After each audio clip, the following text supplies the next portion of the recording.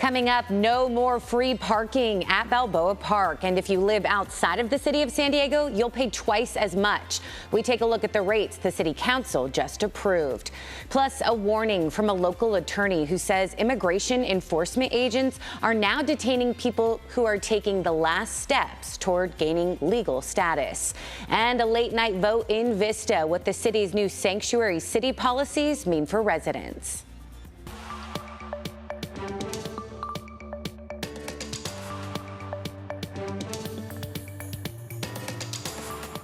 Hello to you and welcome. Thank you for joining us as we take you around San Diego. I'm CBS 8's Jenny Day, and I'll get you caught up on our top stories so far, and we'll look ahead at what's to come around San Diego. Also, happy early Thanksgiving to you.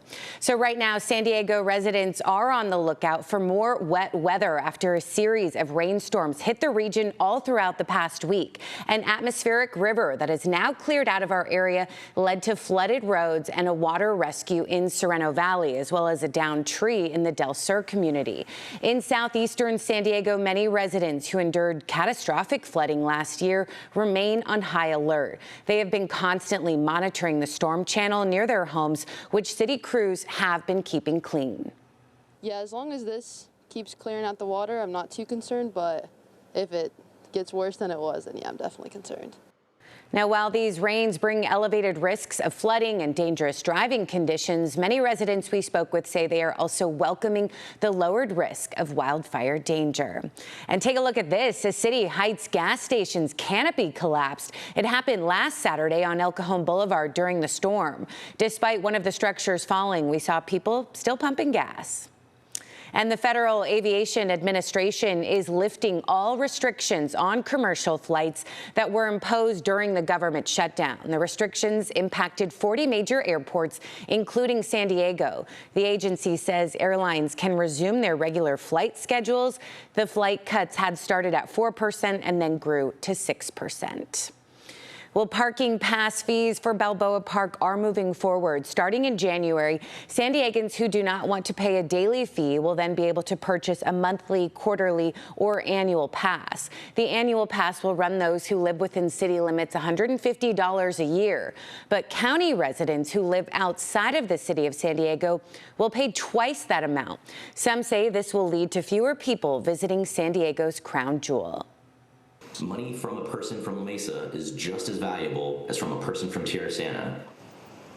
So this will take effect on January 5th.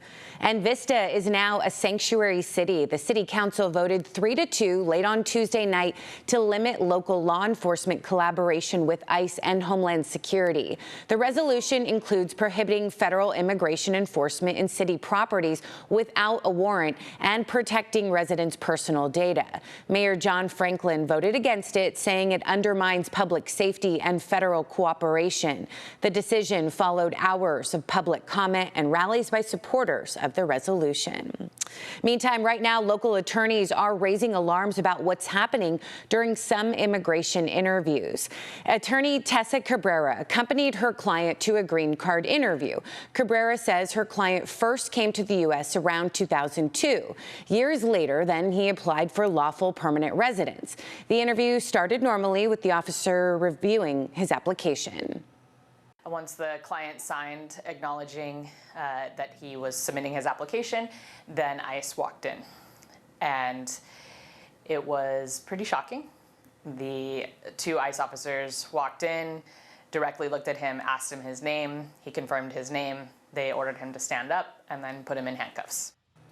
Now, her client is now at the Otay Mesa Detention Center and has a bond hearing soon. An ICE spokesperson said in a statement, quote, individuals unlawfully present in the United States may face arrest, detention, and removal in accordance with U.S. immigration law, end quote.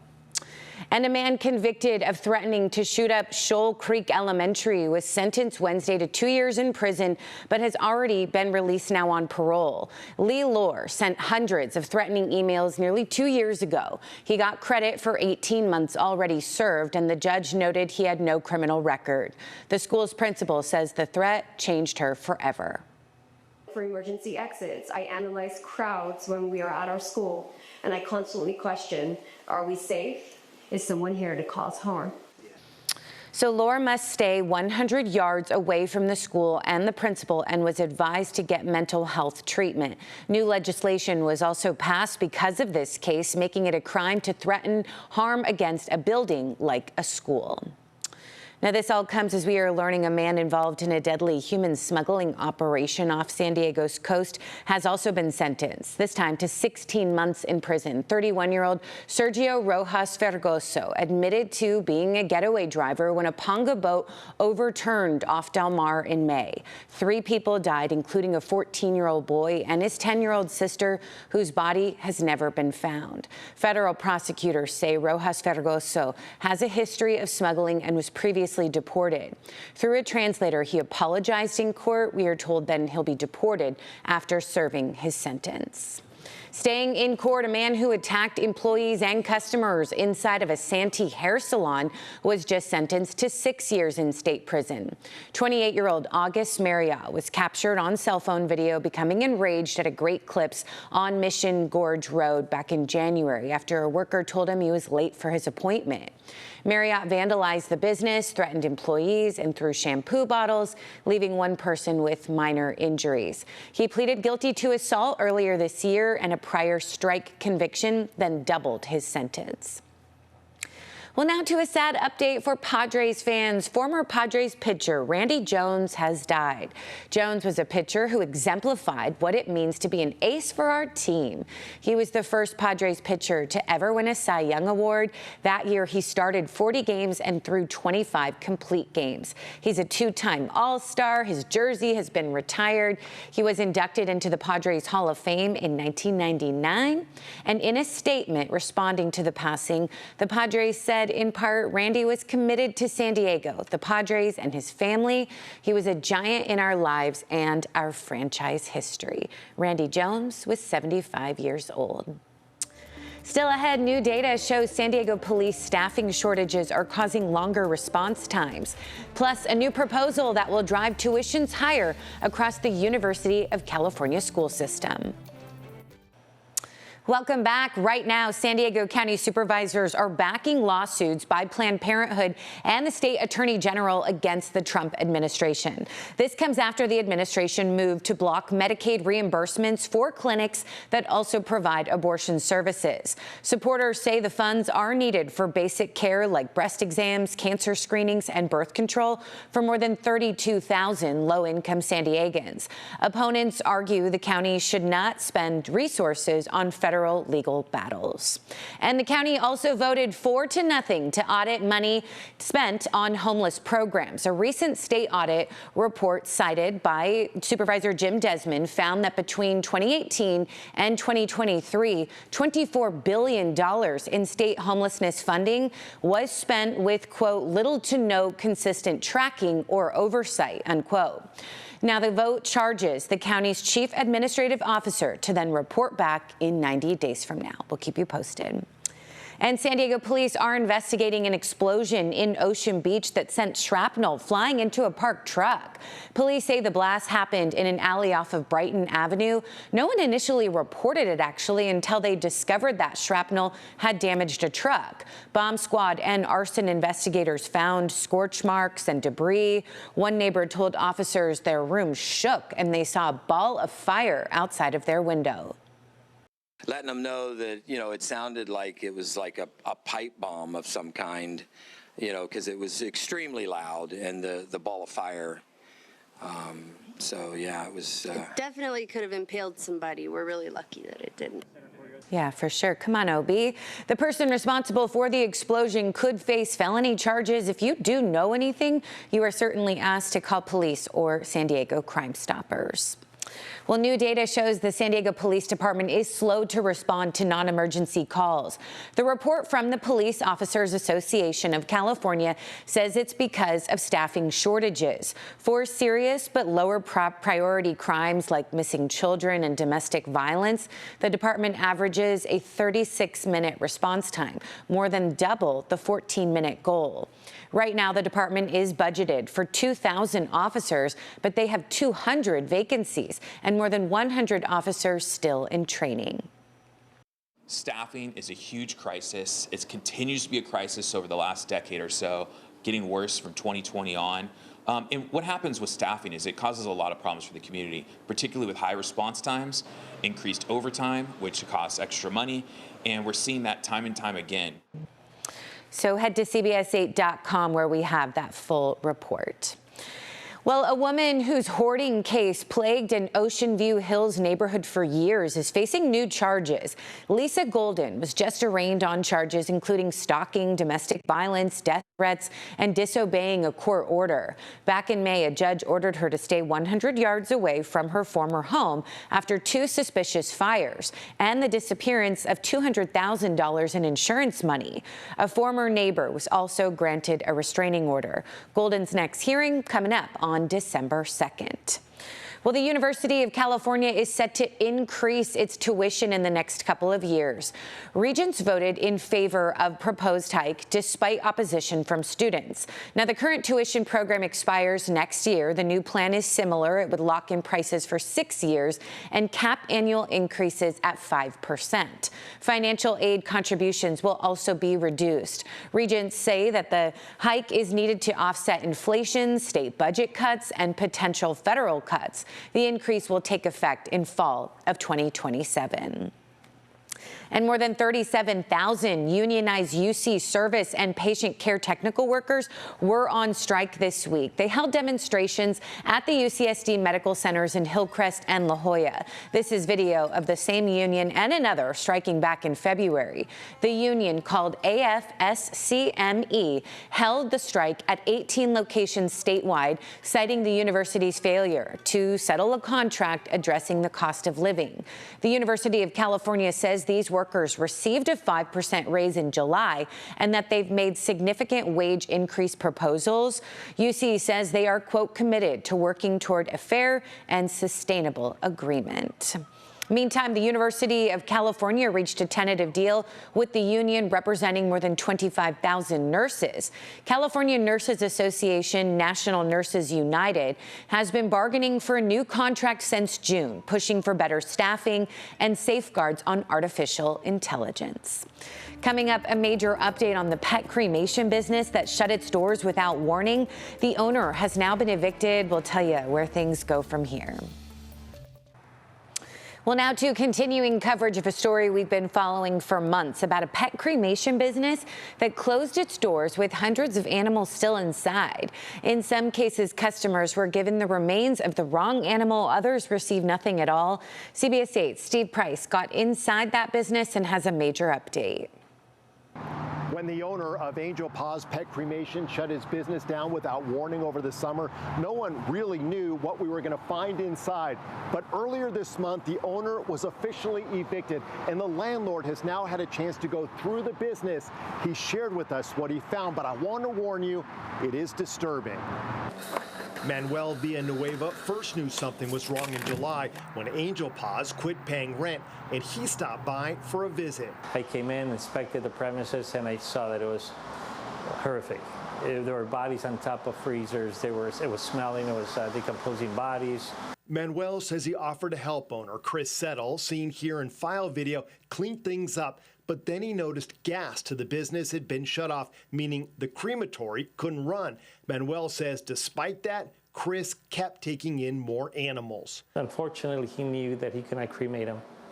And he knew that he wasn't going to go anywhere else to cremate either because he didn't have the funds to do it. Manuel started the eviction process, and months later, it became official. So he went back inside to start cleaning things up. And that's when he realized things had gone from bad to worse. What we discovered was out of a horror movie. There were bodies half frozen. There was just a pool of blood. And it was just freezer after freezer in the same condition. He says about 4,000 pounds of animals were so badly decomposed and unidentifiable that he had no choice but to take them to a communal cremation. This is from a vet hospital. Around 40 animals had microchips or tags, so Manuel is now in the process of emailing and calling owners to come and pick them up. Because of the smell and continuing decomposition, time is running out. Unfortunately, we're only going to be able to keep them till the end of the month. CBS 8 reached out to Angel Paws owner for a comment, but he hasn't gotten back to us. We also reached out to the sheriff's office, which confirms they are still investigating the business for allegations of theft and fraud. In San Marcos, Steve Price, CBS 8. Steve, thank you.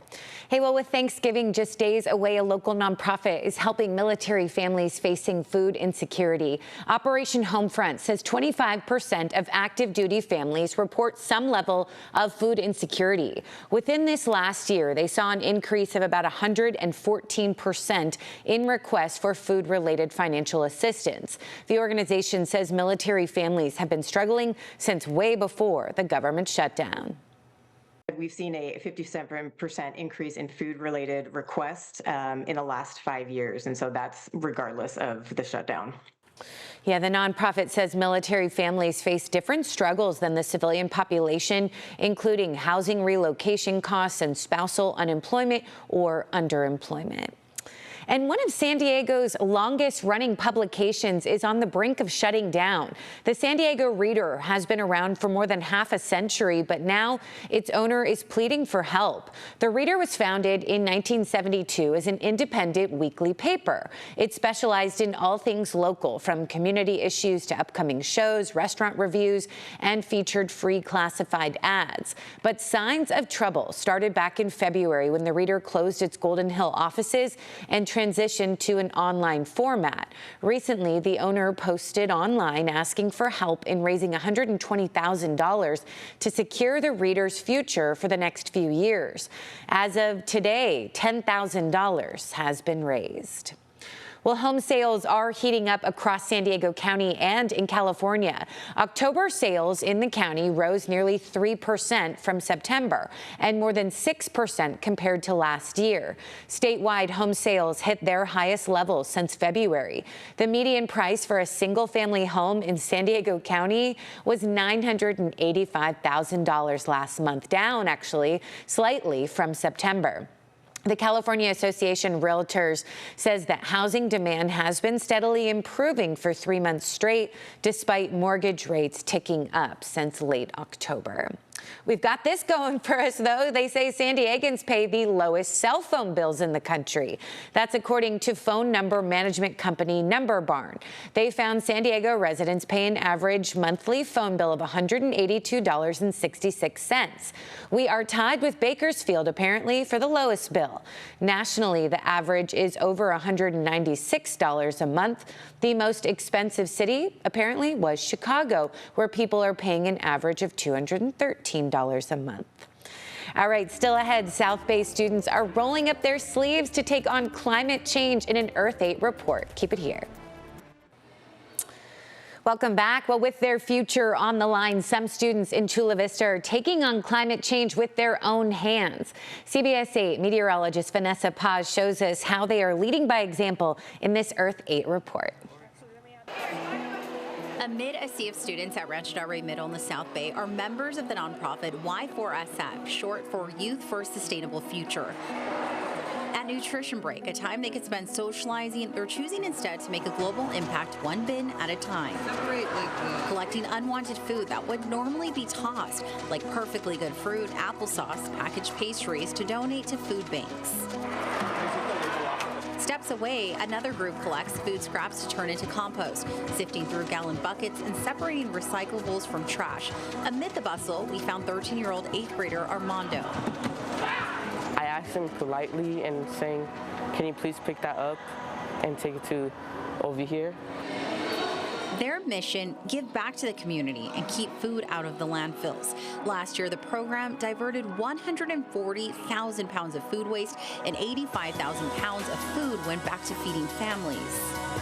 Actually, let me add these in there.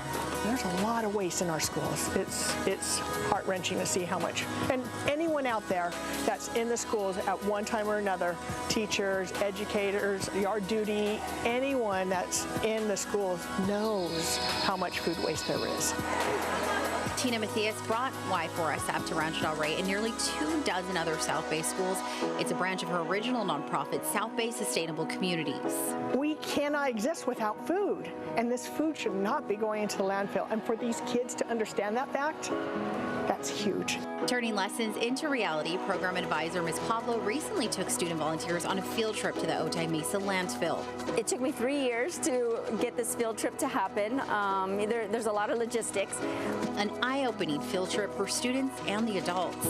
This landfill has been there since 1963, so your diapers are here. And it just had a really profound impact on the kids to know, wow, we are sitting on a pile of trash. So they can see the mound from campus. The center is nearing capacity and could reach its limit in 5 years, meaning more methane, a potent greenhouse gas, escaping into the atmosphere. Our generation and above is the generation that broke the system. I asked them to take it home and teach their family. Tina said the program has gotten so popular, she's working with school leaders in North County and Coronado to bring it onto their campuses. It's just a matter of working with those schools and getting connected and teaching the community and the schools. If you put all like the So many people out there doing good work. The program has been implemented in middle and high schools in the South Bay, and there is hope to expand into elementary schools next. All right, well, you now have a chance to head past airport security without a plane ticket. The San Diego County Regional Airport Authority just announced what it's calling SanPass. It's a free program that will let you escort your loved ones to their gate or grab a bite in the terminals. All you need to do is apply online up to 1 week in advance. Passes are limited each day and then issued on a first-come, first-served basis. So yeah, kind of like how it used to be, right? All right, well, that will do it for us. Thank you, as always, for your time. Thank you for staying informed. Sincerely hope you and your loved ones have a very happy Thanksgiving. For CBS 8, I'm Jenny Day. Take such good care of yourself. Thanks for watching.